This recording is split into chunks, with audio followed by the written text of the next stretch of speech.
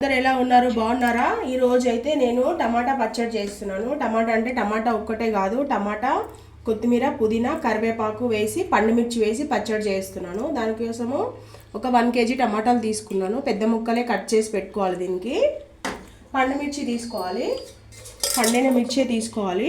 ఎంత కారం కావాలో అంత. పండుమిర్చి అనేవి అన్నీ అందులో వేసేసుకున్నాను. పండుమిర్చి వేసుకుంటే బెస్ట్, పండుమిర్చి లేదంటే ఇంకా పచ్చిమిర్చి వేసుకోండి. పండుమిర్చి కొంచెం వేగాక టమాటా అనేది యాడ్ చేసుకోవాలి, టమాటా ముక్కలు.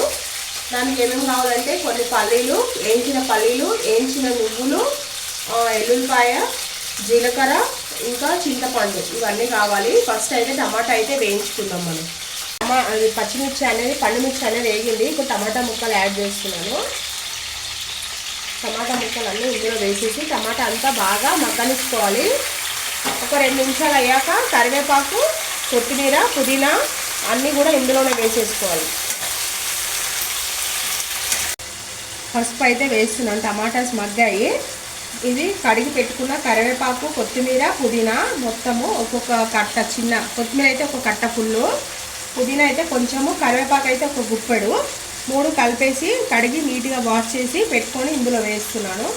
కరివేపాకు కూడా ఒక గుప్పెడు వేసాను. చూడండి, కరివేపాకు అనేది చిన్న చిన్న ఆకులు. ఇవన్నీ వేసేసి బాగా కలిపేసుకోవాలి మంచిగా. ఈ ఆకు కూడా కొంచెం మగ్గాలన్నమాట.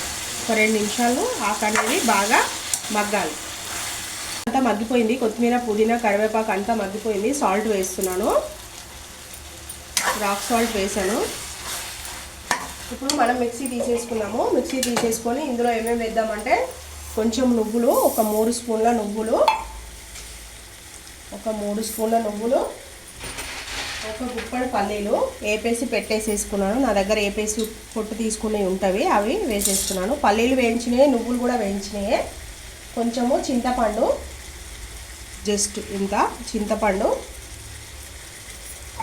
ఒక 2 ఎల్లిగడ్డలు ఇందులో వేసేసుకొని ఇది మెత్తగా చేసుకున్నాక అప్పుడు టమాటాలు అనేది మెత్తగా అయిపోయాక టమాటాలు అనేది ఇందులో వేసుకున్నాక నేను చూపిస్తాను అండి. టమాటా, కొత్తిమీర, పుదీనా అంతా పచ్చడి అయితే రెడీ అయిపోయింది. సర్వింగ్ బౌల్లోకి అయితే తీసేసుకున్నాను. ఇది ఇడ్లీకి, దోశకి, రైస్లోకి ఎందులోకైనా చాలా అంటే చాలా బాగుంటుంది. పోపు అనేది ఇంకా దీంట్లోకి అవసరం లేదు.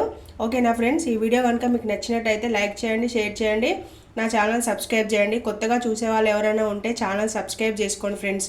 ఓకేనా, ప్రతి ఒక్క వీడియోకి అయితే లైక్ అయితే చేయండి. ఓకేనా, బాయ్ బాయ్.